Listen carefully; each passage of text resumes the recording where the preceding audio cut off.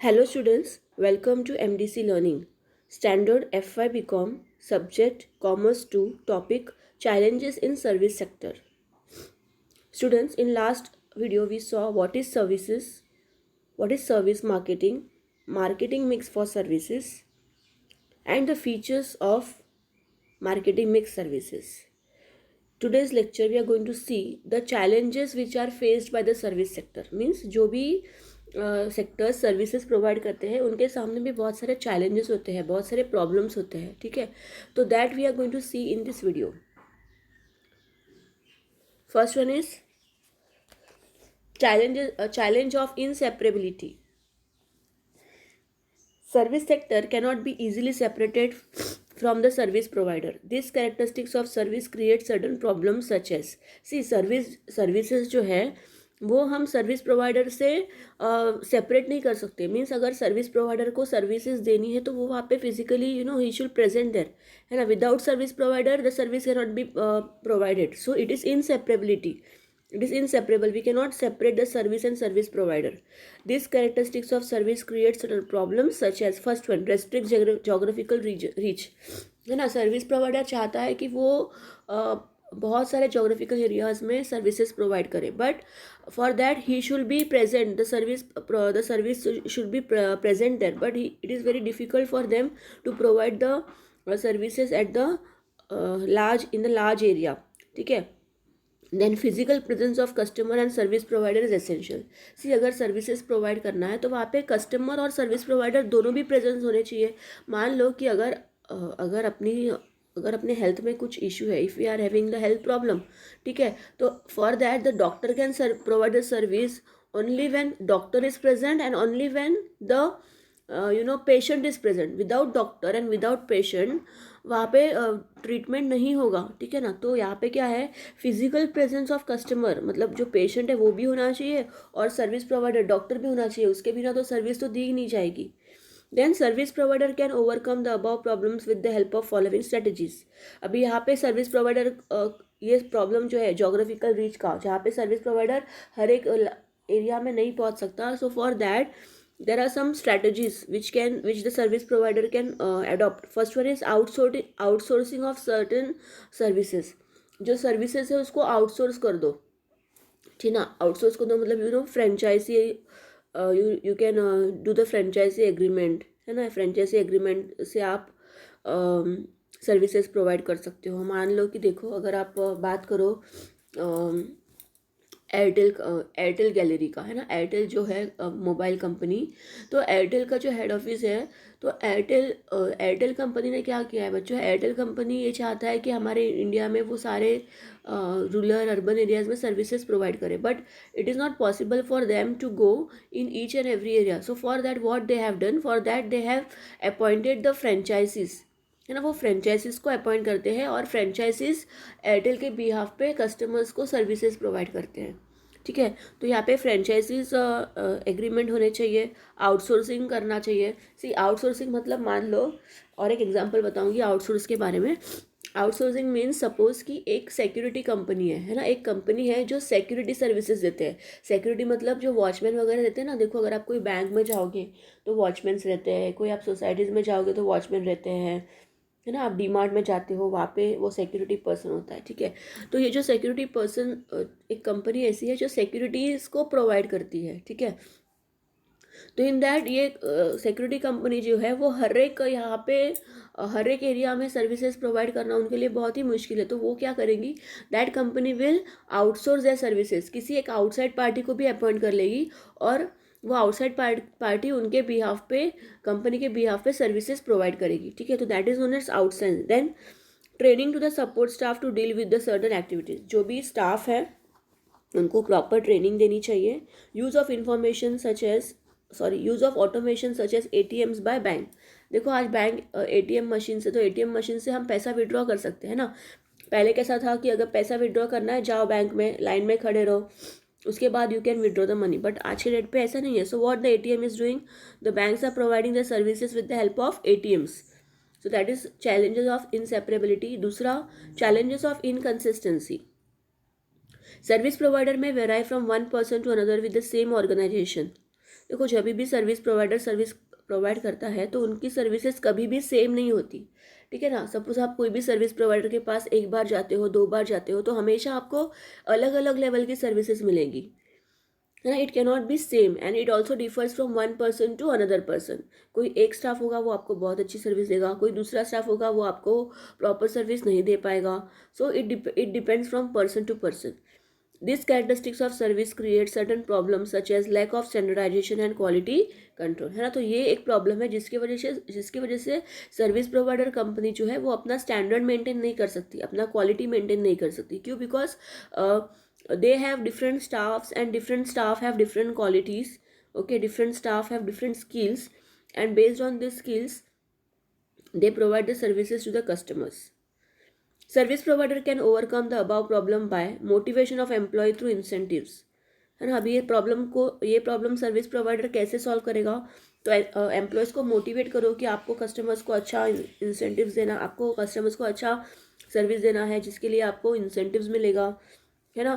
फिर कस्टमर से surveys satisfaction survey ले सकते हैं हम लोग। लाइक जब भी कस्टमर विजिट करता है स्टोर में, तो वहाँ पे हम कस्टमर से एक फॉर्म भरवाएंगे कि कस्टमर कितना सेटिस्फाइड है, ठीक है। तो ये कर सकते हैं। तीसरा, technology support to achieve consistency in services, है ना। टेक्नोलॉजी यूज़ करनी चाहिए सर्विसेज प्रोवाइड करने के लिए, बिकॉज टेक्नोलॉजी से हम सेम लेवल ऑफ सर्विस दे पाएंगे। बट अगर हम पर्सन की बात करें तो human beings are always they are unique, और हर एक ह्यूमन बींग का नेचर अलग अलग होता है। तो अगर ह्यूमन बींग्स से हम सर्विस परफॉर्मेंस करेंगे तो there will be changes, it may vary from one person to another, ठीक है। That is challenges of inconsistency. Next one is problem of perishability. See, perishability means services are highly perishable. Therefore, there is a mismatch between demand and supply. The characteristics of service poses certain challenges such as services cannot be stored in inventory. देखो हम services को store थोड़ी करके रख सकते हैं, जैसे हम गुड्स को स्टोर करके रख सकते हैं, है ना। गुड्स को स्टोर कर सकते हैं, जब भी मार्केट में डिमांड रहेगा हम उसको सेल करेंगे, बट हम सर्विसेज को स्टोर नहीं कर सकते, है ना। That's why they are highly perishable.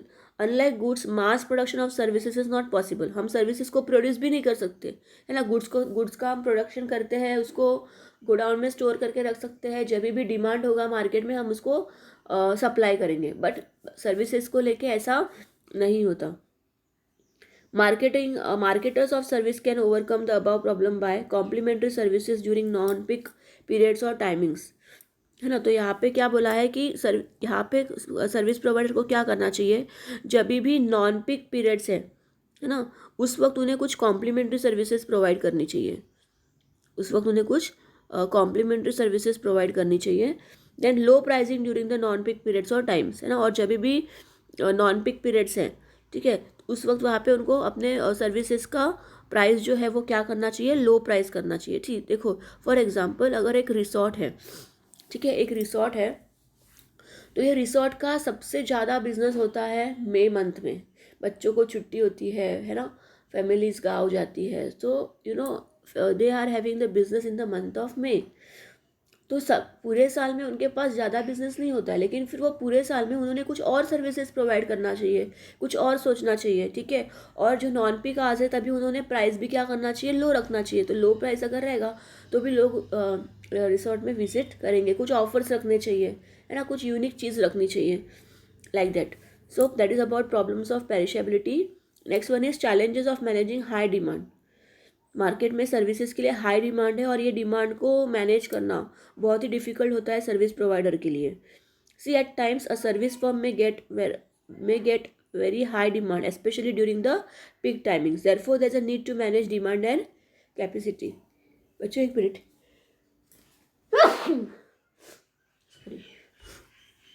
ठीक है। Therefore there is a need to manage demand and capacity.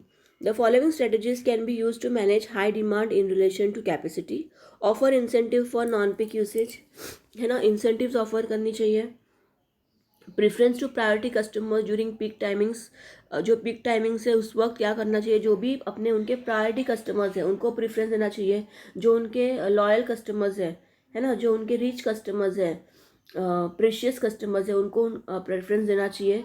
Modification in timing and location of service delivery, timings को बढ़ा देना चाहिए, मॉडिफाई करना चाहिए, है ना. लोकेशंस भी they have to modify some changes in location of the service delivery. Locations भी बढ़ा देने चाहिए. Then charge of full price during peak timings के वक्त वो full charge, they can charge full price because there is a demand in the market for particular goods, है ना. तो this are some of the challenges और for managing the high demand.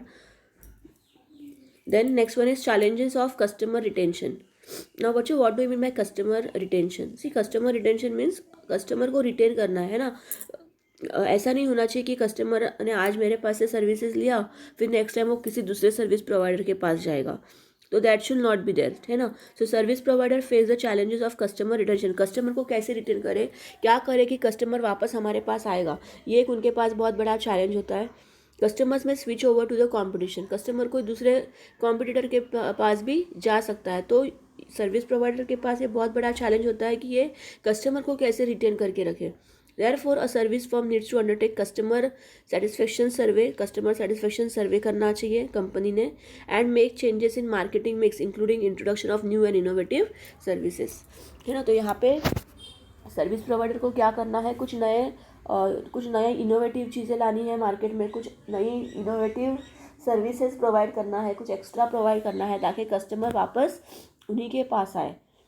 That is about customer retention. Then challenges of managing workforce diversity, है ना. Service provider के पास बहुत ही एक important challenge होता है, that is how to manage the workforce diversity. मतलब service provider का जो स्टाफ है ना, जो सर्विस प्रोवाइडर के साथ काम करता है, उसके जो एम्प्लॉयज़ है उनको कैसे मैनेज करें, ये भी एक बहुत बड़ा चैलेंज होता है सर्विस प्रोवाइडर के पास.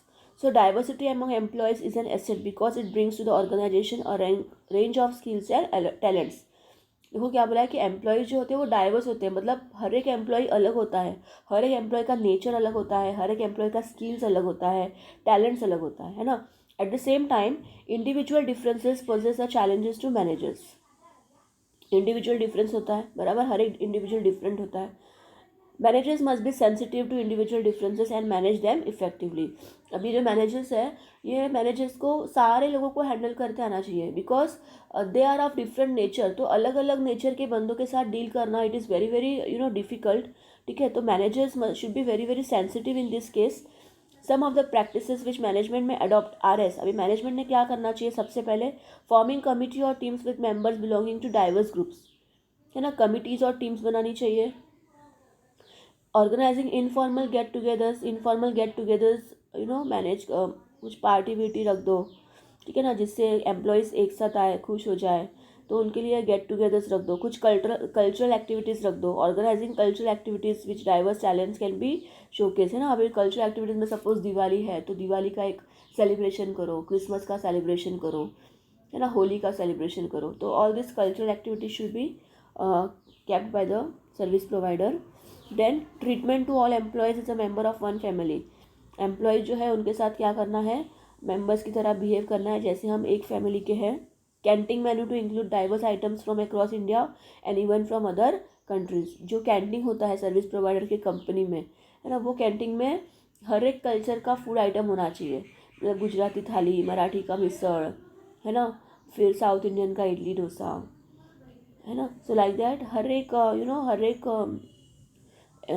हर एक item which refers to the Indian culture and also from the outside countries. Chinese है, ठीक है ना, कुछ स्पेनिश डिशेस है, तो वे ये सब रखना चाहिए. Internal politics by diverse groups to be discourage. जो भी पॉलिटिक्स होती है कंपनी में वो ज़्यादा नहीं होनी चाहिए, उसको डिस्करेज कर देना चाहिए. फेयर पर्सनल पॉलिसीज़ प्रमोशन करना चाहिए, ट्रांसफ़र करना चाहिए एम्प्लॉय का. ठीक है, तो इस तरह सर्विस प्रोवाइडर एम्प्लॉय को खुश रख सकता है और अपना बिजनेस, अपना कंपनी को प्रॉपर और effectively smoothly he can manage and he can run. ठीक है, I hope students you understood till here. Next one is challenges of employee retention.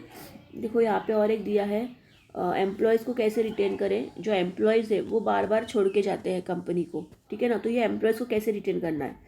Nowadays, there is a growing attrition among service sector employees, especially in software, advertising, consultancy, media, etc. है ना. क्या करते हैं employ, एक company में थोड़ा सा experience लेते हैं, फिर दूसरे कंपनी में चले जाते हैं. दूसरे कंपनी में अगर चला गया वो बंदा, तो फिर there is a loss of the company because वापस कंपनी को दूसरा एम्प्लॉय अपॉइंट करना पड़ेगा, उसको ट्रेनिंग देना पड़ेगा, फिर उसको सिखाना पड़ेगा एंड सो ऑन, ठीक है। तो एम्प्लॉयज़ को रिटेन करना is also very very important challenge for the service provider management. Certain amount of employees turnover is good for the organization because it gives chances to talented outsiders to join the organization. However, frequent employees turnover is bad for organization as it is increased selection and training cost and it also affects the performance of employees.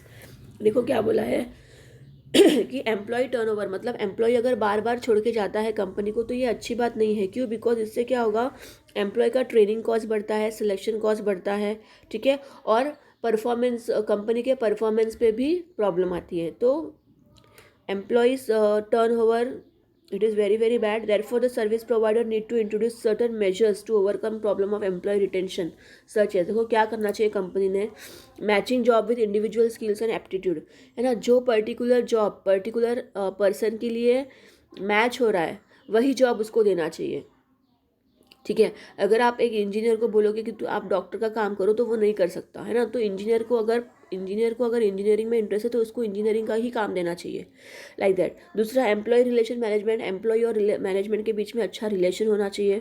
Motivational training programmes होने चाहिए, है ना, motivate करने के लिए. Stress management techniques थी, employees को बहुत स्ट्रेस होता है तो वो स्ट्रेस को कैसे मैनेज करें उसके टेक्निक्स, उसका ट्रेनिंग देने चाहिए एम्प्लॉयज़ को.